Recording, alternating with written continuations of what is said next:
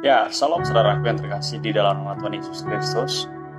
Saya berdoa bahwa kiranya saudara terus dalam keadaan sehat, terus merasakan sukacita dan damai sejahtera dari Tuhan.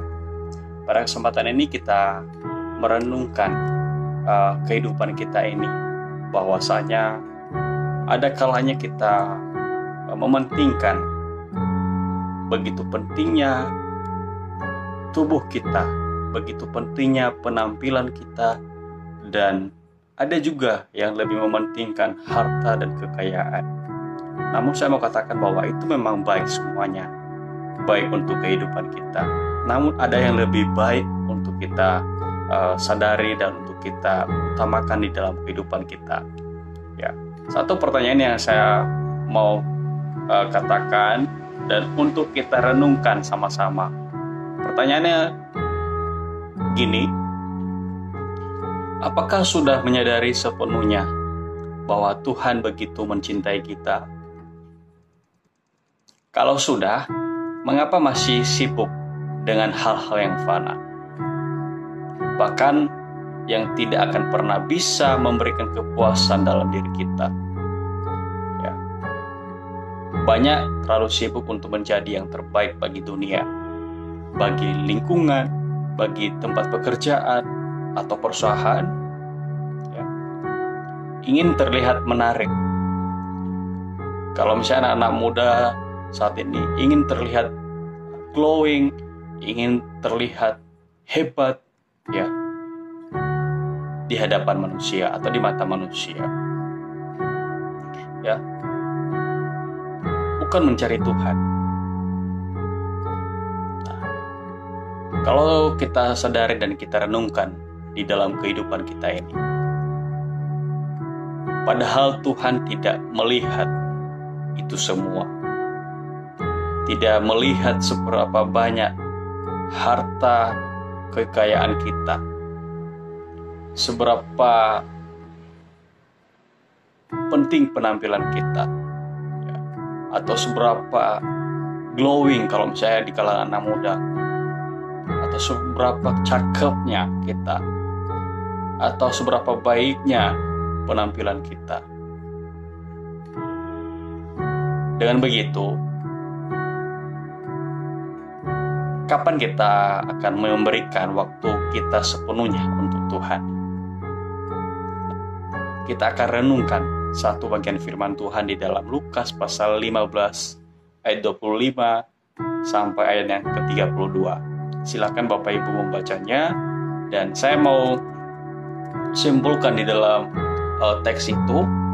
Ya, teks itu mengatakan bahwa ada seorang anak sulung, ya, yang mengumpat, ya, kepada ayahnya, di mana di sana dikatakan bahwa telah bertahun-tahun aku melayani Bapa dan belum pernah aku melanggar perintah Bapa.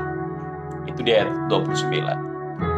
Nah, anak ini tidak sadar kalau ayahnya sangat mengasihinya. Bahkan ayahnya mengatakan, ya, segala kepunyaanku adalah kepunyaanmu. Ayat 31 itu. Nah, di sini kita melihat bahwa apalagi yang kurang kalau kita melihat dalam hal itu. Nah, itu karena ia tidak sadar kalau ia begitu dikasihi oleh ayahnya. Ia sibuk untuk melihat hal-hal lain yang sebenarnya sudah ia miliki karena ia sudah bersama-sama dengan ayahnya. Seringkali kita juga demikian. Padahal firman Tuhan sudah dengan sangat jelas mengatakan bahwa segala kepunyaanku adalah kepunyaanmu. Artinya Tuhan hanya mau kita bersama-sama dengan Dia, mengandalkan Dia dan memprioritaskan Dia. Kita boleh bekerja, berkarir, berusaha, ataupun melayani di gereja. Tetapi kita harus ingat bahwa yang terpenting adalah hati kita ada untuk Tuhan. yang terpenting adalah hati kita ada untuk Tuhan. Ya. Tadi saya katakan bahwa mau bekerja, berkarir, berusaha, melayani di gereja, tetapi kalau misalnya hati kita tidak ada untuk Tuhan, saya katakan bahwa itu sia-sia. Dan saya maupun kamu itu sedang menyanyiakan waktu dan menyanyiakan hidup. Makanya lakukanlah segala sesuatu ya dengan hidup yang ada untuk Tuhan. Artinya yang ada untuk memuliakan Tuhan. Ya. Menyadari betapa besar kasih Tuhan kepada kita. Itu yang lebih penting untuk kita sadari. Sehingga hal itu kita tidak menyibukkan diri. Kita tidak menyibukkan diri untuk hal-hal yang fana.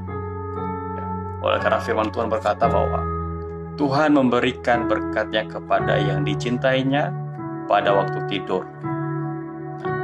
Berkat yang tidak hanya berbicara mengenai materi, tetapi berkat damai sejahtera dan sukacita yang tidak bisa kita dapatkan dari dunia, tetapi dari Allah yang adalah sumber segalanya.